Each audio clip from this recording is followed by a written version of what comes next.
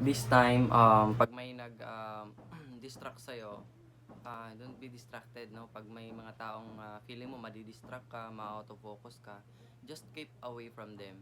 And then, just move forward. Then, anyway, lalo na sa online, pag nadidistract ka, you can block that person, you can block that content, and then focus ka sa goal mo.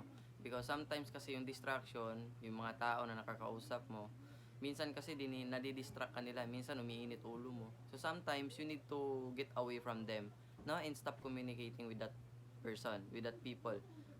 Okay? So that mabalik ka sa linya ng focus mo. And again, never force someone, no, to talk with you, no, na kumausap ng maganda sa'yo. Again, sabi nga, pag nadidistract ka na feeling mo, you can block that person. Okay? Tip ko lang yan so that tuloy-tuloy yung ano mo, yung flow ng ginagawa mo. Okay? Have a nice day. Have a nice day.